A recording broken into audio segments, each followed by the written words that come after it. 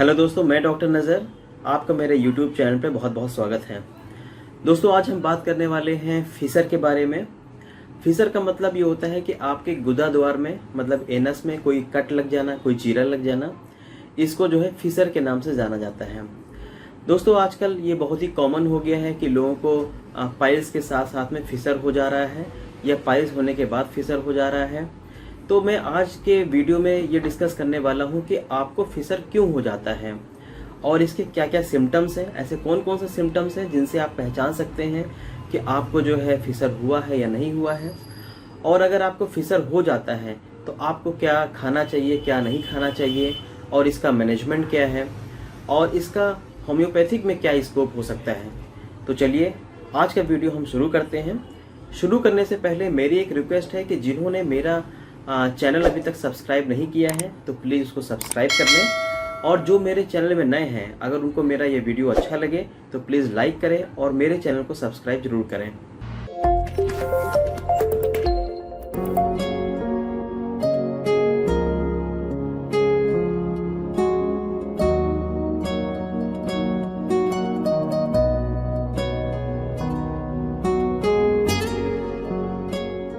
अब हम बात करते हैं कि फिसर के होने के क्या क्या कारण हैं।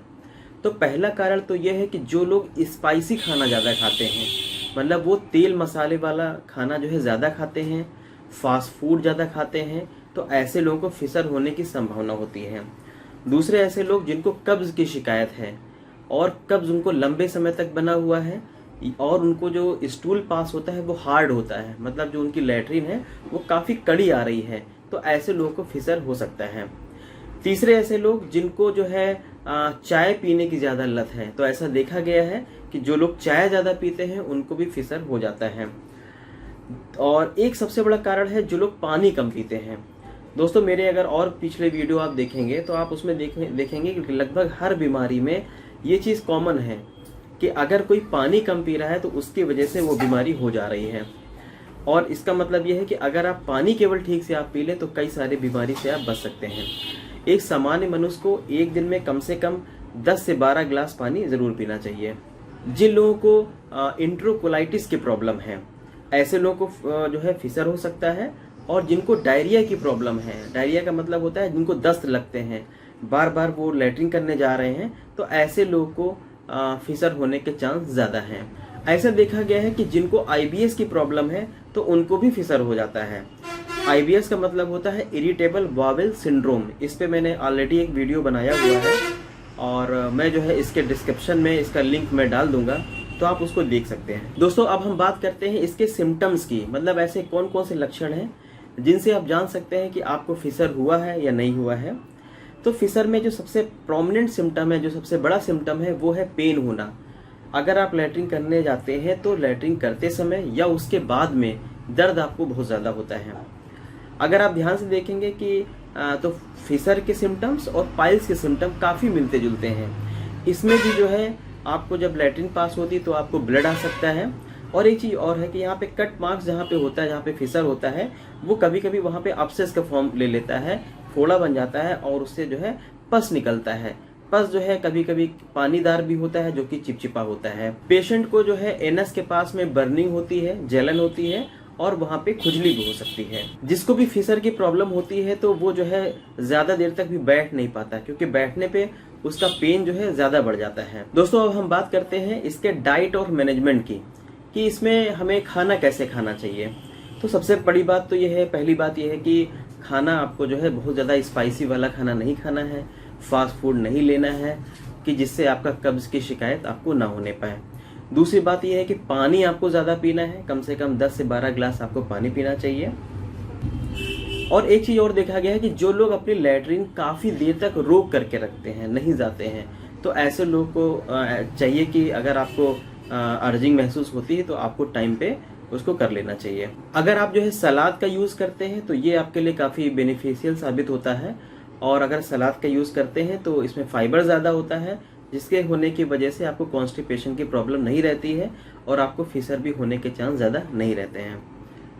और एक चीज़ और देखा गया है कि इसमें पेन बहुत ज़्यादा होता है फिसर के दौरान, तो इस पेन को कम करने के लिए कुछ उपाय हैं, जैसे कि आप सिस बात कर लें। सिस बात जो है इसको करने का तरीका मैंने जो पाइल्स का वीडियो बनाया हुआ है उसमें मैंने ऑलरेडी पूरा डिस्क्राइब किया हुआ है, तो आप उसको सिस बात का तरीका वहाँ से आप देख सकते हैं। और जहाँ पे इचिंग हो रही है एनस के आसपास में, वहाँ पे आप जो है गरी का तेल मतलब कोकोनट ऑयल आप वहाँ पे अप्लाई कर सकते हैं, या आप घी भी लगा सकते हैं। फिशर के केस में देखा गया है कि जो लोग एक्सरसाइज और टहलना मतलब वॉकिंग वगैरह की उनकी आदत रहती है, तो फिशर के जो सिम्टम्स हैं वो कम हो जाते हैं और उनको आराम मिलता है। बहुत देर तक एक जगह बैठना भी नहीं चाहिए। अगर किसी को बैठने वाली कोई जॉब है तो उनको चाहिए कि अगर आधे 1 घंटे उन्होंने काम कर लिया है तो वो कम से कम 5-6 मिनट के लिए एक बार उठ जाएं और अपना और कोई दूसरा काम निपटा लें। दोस्तों, अब हम बात करते हैं इसके ट्रीटमेंट की। तो ट्रीटमेंट में बताने से पहले मैं आपको बता दूं कि अगर किसी को पाइल्स हुआ है या फिशर हुआ है तो अक्सर देखा गया है कि एलोपैथिक में डॉक्टर जो है आपको सर्जरी की राय देते हैं, और कई लोग ऐसे होते हैं जो सर्जरी करवाने के बाद भी उनको बाद में पाइल्स या फिशर हो जाता है। तो मैं आपको बता दूं कि होम्योपैथी में इसका इलाज बहुत अच्छा है।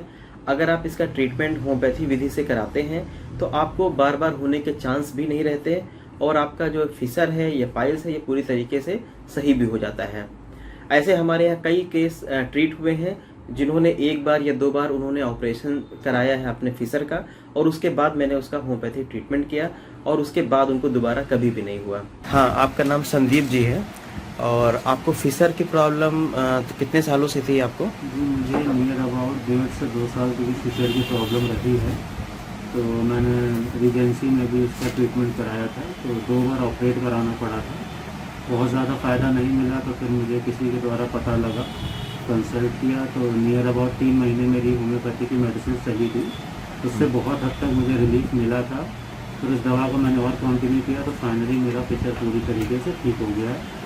और अभी 3 साल हो चुके हैं, मतलब सही हुए भी। अभी भी 3 साल के अराउंड मुझे कोई इशू नहीं क्रिएट हुआ है। अच्छा, बहुत बढ़िया। मेडिसिन मेरी चली है, उसकी वजह से कोई प्रॉब्लम नहीं हुई। हाँ, मतलब कि आपका जो 2 बार ऑपरेशन हुआ था और उसके बाद से, और जब से आपका सही हुआ है, तो लगभग कितने साल हो गए दवा बंद हुए? दवा बंद हुए 3 साल के अराउंड हो गया। 2017 में एंड में बंद हो गई थी, और तब से लेके अभी तक आपको कोई प्रॉब्लम नहीं है। बहुत बढ़िया। दोस्तों, फिशर की मेडिसिन होम्योपैथी में बहुत सारी हैं, अबाउट 60 to 70 मेडिसिन हैं। हमें ये देखना पड़ता है कि पेशेंट के सिम्टम्स के हिसाब से, पेशेंट के स्वभाव के हिसाब से कौन सी मेडिसिन उस पर फिट बैठती है। दोस्तों, आजकल ये देखा गया है कि इंटरनेट आसान होने की वजह से लोग अपने सिम्टम के हिसाब से या मेडिसिन उसमें आप देखते हैं, सर्च करते हैं और उसको अपने ऊपर यूज़ करने लगते हैं। जब उसको यूज़ करते हैं तो उनको कभी कभी किसी सिम्टम में आराम मिलता है, कभी आराम नहीं मिलता है। जब उनको आराम पूरी तरीके से नहीं मिल पाता है तो वो निराश हो जाते हैं, उनको लगता है कि होम्योपैथी में इसका अच्छा ट्रीटमेंट नहीं है। तो मैं उनको ये सलाह देना चाहता हूँ कि वो इंटरनेट पे अपनी बीमारी तो पढ़ लें, लेकिन उसका जो है ट्रीटमेंट सेल्फ मेडिकेशन से बचें। अपने पास से किसी अच्छे होम्योपैथ से आप मिलें, कंसल्ट करें, उसको अपनी सारी प्रॉब्लम बताएं, जो भी आपको मेडिसिन दी जाए उसको आप डॉक्टर के हिसाब से आप उसको लीजिए। तो मुझे उम्मीद है कि आपका जो पाइल्स है और फिशर है ये पूरी तरीके से सही हो जाएगा। मैं उम्मीद करता हूँ कि आपको मेरा ये वीडियो पूरी तरीके से समझ में आ गया होगा, और अगर आपको किसी भी तरीके का कोई डाउट है या कोई चीज़ पूछना है या कोई आपको परेशानी है तो आप हमारे व्हाट्सएप नंबर पे हमको व्हाट्सएप करके आप अपनी परेशानी आप पूछ सकते हैं।